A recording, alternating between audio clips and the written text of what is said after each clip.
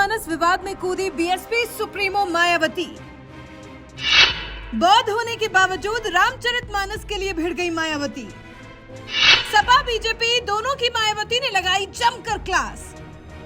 चुनाव से पहले हिंदू मुस्लिम करने का लगाया गंभीर आरोप। उत्तर प्रदेश जैसे जिस राज्य में भगवान राम की जन्मभूमि अयोध्या हो, उस राज्य में ही भगवान राम पर लिखी गई रामचरितमानस पर सवाल उठाए जाने लगेंगे, ये बात शायद ही किसी ने सोची होगी।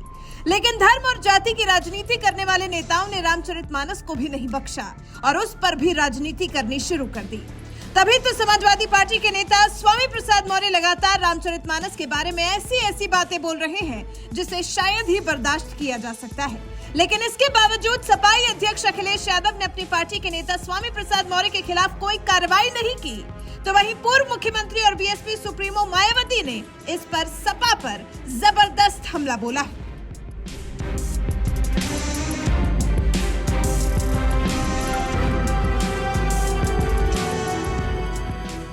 इस देश में किसी धर्म के खिलाफ बोलना या उसका मजाक उड़ाना सबसे ज्यादा आसान है, तो वो है हिंदू धर्म, जिसके खिलाफ बॉलीवुड जहां पीके जैसी फिल्म बनाकर देवी देवताओं का अपमान करता है, तो वहीं अब स्वामी प्रसाद मौर्य जैसे सपाई नेता भगवान राम पर लिखी गई रामचरितमानस के खिलाफ अनाप शनाप बोलने में लगे हुए हैं। उन्हें लगता है कि यह धर्म ग्रंथ एक बकवास है और इसे तुलसीदास ने अपनी खुशी के लिए लिखा था।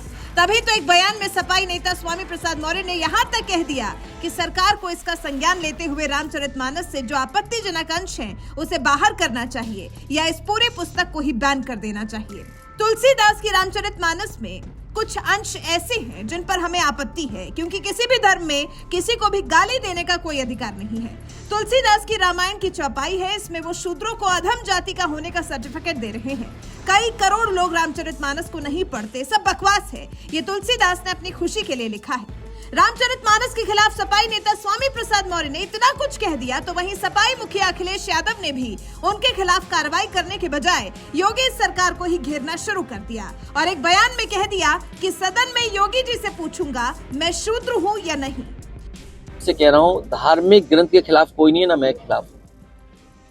भगवान श्री राम के खिलाफ कोई नहीं है, रामचरितमानस के खिलाफ कोई नहीं। हमसे बोलो रामचरितमानस के खिलाफ नहीं है, लेकिन मेरे पत्रकार साथी, मैंने अपना स्टेटमेंट दिया है, कहा है कि मुख्यमंत्री अगर योगी न होते, धार्मिक स्थान से वहां आए होते, तो शायद वो सवाल मैं न पूछता उनसे। लेकिन क्योंकि वो योगी भी हैं और धार्मिक स्थान से उठ करके सदन में आए हैं, वो बात मैं आपसे नहीं पूछूंगा। मैं ये कहूंगा कि वो चौपाई एक बार हमें पढ़ के सुना दो। क्या आप पढ़ के सुना सकते हो, मुझे बताओ। और फिर मैं मुख्यमंत्री जी से पूछने जा रहा हूं कि मैं शूद्र हूं कि नहीं हूं। सपाई मुखिया अखिलेश यादव ने बड़ी ही चतुराई के साथ खुद को रामचरितमानस का समर्थक भी बता दिया और विरोधी भी। तो वहीं दूसरी तरफ बीएसपी सुप्रीमो मायावती ने तो सपा के साथ साथ बीजेपी को भी आड़े हाथों ले लिया और एक के बाद एक किए गए कई ट्वीट्स में लिखा, संकीर्ण राजनीतिक और चुनावी स्वार्थ के लिए नए नए विवाद खड़ा करके जाति और धार्मिक द्वेष, उन्माद, उत्तेजना और नफरत फैलाना, बॉयकॉट कल्चर, धर्मांतरण को लेकर उग्रता आदि भाजपा की राजनीतिक पहचान सर्वविदित है। लेकिन रामचरितमानस की आड़ में सपा का वही राजनीतिक रंगरूप दुखद और दुर्भाग्यपूर्ण है।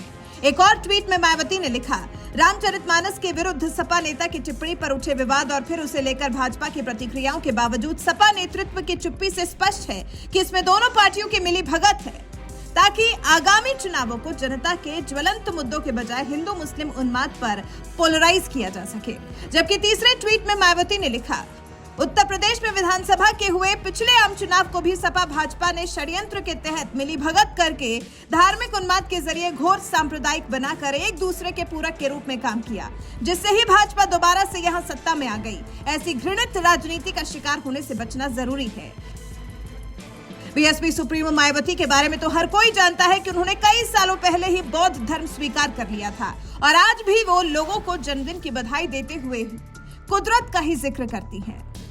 यहाँ तक कि सीएम योगी को भी बधाई देते हुए मायावती ने कहा था, उत्तर प्रदेश के मुख्यमंत्री योगी आदित्यनाथ जी को आज उनके जन्मदिन पर हार्दिक बधाई और उनके दीर्घायु होने की भी कुदरत से कामना।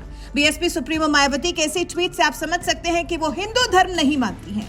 लेकिन इसके बावजूद रामचरितमानस विवाद में वो भी कूद पड़ी और सपा के साथ साथ बीजेपी को भी जमकर आड़े हाथों लिया।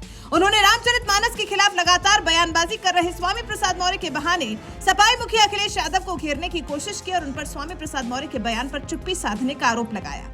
इतना ही नहीं, मायावती ने रामचरितमानस विवाद को सपा भाजपा की मिली भगत बताते हुए आरोप भी लगाया कि 2024 के लोकसभा चुनाव से पहले दोनों पार्टियां जनता के मुद्दों से ध्यान भटकाकर हिंदू मुस्लिम उन्माद पर पोलराइज करना चाहती हैं। वैसे रामचरितमानस विवाद के बीच आए बीएसपी सुप्रीमो मायावती के इस बयान पर आपका क्या कुछ कहना है? अपनी राय हमें कमेंट कर जरूर बताएं। साथ ही रामचरितमानस पर साधु संतों का क्या कुछ कहना है, आइए आपको सुनाते हैं। संत साधु हैं, भगवान के भक्त हैं और वो इस प्रकार से वो न तुम्हारे कहने से वो जल्लाद हो पाएंगे, न आतंकवादी हो जाएंगे और न इस प्रकार से कोई भी दोष साधु में नहीं आ सकता है। लेकिन हाँ, जो मानसिकता जिसकी होती है वह मानसिकता जरूर साधुओं के प्रति व्यक्त की जाती है। तो स्वामी प्रसाद मौर्य की मानसिकता यह है, जल्लाद की है, राक्षस की है, पिशाच की है। इस भावना से ही प्रेरित हो करके और रामचरितमानस के चौपाइयों को लेकर वो बोल रहे हैं। इनको निकाला जाए, बैन किया जाए रामचरितमानस को। इसलिए ये जल्लाद, राक्षस, बेईमान और धूर्त, ये जितना भी शब्द हैं ये सब स्वामी प्रसाद मौर्य के लिए ही लागू होते हैं, किसी संत के लिए नहीं लागू होते हैं। इसलिए मौर्य तुम्हारा जो दिमाग है वो खराब हो गया है, तो पगलाए गए हो। और पागल आदमी का स्थान जो है कि तो जेल में होता है और कि तो पागल खाना में होता है। इसलिए तुम जिस तरह से बोल रहे हो इससे स्पष्ट है कि तुम्हें पागल खाना में भेज दिया जाए, जहाँ की तुम्हारी ये दवा हो, जिस दवा से तुम ठीक हो करके। समाजवादी पार्टी के नेता स्वामी प्रसाद मौर्य जब से रामचरितमानस पर जो है तो अपमानजनक टिप्पणी किए हैं, तब से वो उनका मानसिक संतुलन बिगड़ गया है और लगातार वह जो है तो कुछ अनाप शनाप बयानबाजी करते दिख रहे हैं। अभी उन्होंने जो कहा है कि अगर दूसरे लोग किए होते तो उनको लोग आतंकवादी कहते, तो मैं उनको बता रहा हूं कि अगर वो दूसरे धर्म पर इस तरह की टिप्पणी किए होते तो अभी तक इनाम न घोषित होता, अभी तक उनके न जाने कितने टुकड़े हो गए होते। जबकि कुरान में सब दुनिया जानती है कि 27 आयतें ऐसी हैं कि जो गैर मुस्लिमों को कत्ल करने की बात करती हैं, लेकिन किसी की औकात नहीं कि उस पर कोई जो है तो बयान दे दे। लेकिन सिर्फ जो है तो सनातन धर्म के जो ग्रंथ है उस पर कोई भी जो है बोलने जा रहा है। अयोध्या से मैं तपस्वी छावनी पीठाधीश्वर जगत गुरु परमहंस आचार्य, मैं उनको सुझाव दूंगा कि इस तरह की बयानबाजी से बचे। किसी भी राजनेता को धार्मिक बयानबाजी से बचना चाहिए। धार्मिक कार्य जो है ये धर्माचार्यों का है, नेताओं का काम है कि आप जनता के हितों को लेकर के राजनीति करिए। इसने एक बार फिर अपने एजेंडे को प्रत्यक्ष कर दिया है कि किस प्रकार से सपा तथा सपा का जो एमएलसी है स्वामी प्रसाद मौर्य राम और राष्ट्र के प्रति सोचता है। मुलायम सिंह की सरकार थी, धड़ल्ले से यहाँ गोलियां चलाई गई और यहाँ शहीद मार्ग का निर्माण कर दिया गया। जिस अयोध्या की धरती को जो अपराजय है, अजय है, ऐसी अयोध्या में उन्हीं आराध्य राष्ट्र पुरुष मर्यादा पुरुषोत्तम भगवान श्री राम के भक्तों को गोलियों से भून दिया गया तथा रामचरितमानस को जिस प्रकार से उसी पार्टी का एमएलसी स्वामी प्रसाद मौर्य जल्लाद बताने की चेष्टा कर रहा है, तो यह अत्यंत निंदनीय है, राष्ट्रद्रोह है। तत्काल प्रभाव से ऐसे बेधर्मी के ऊपर मुकदमा अगर नहीं पंजीकृत किया गया तो मैं दिवाकराचार्य ऐलान करता हूं कि मैं अनशन पर बैठूंगा।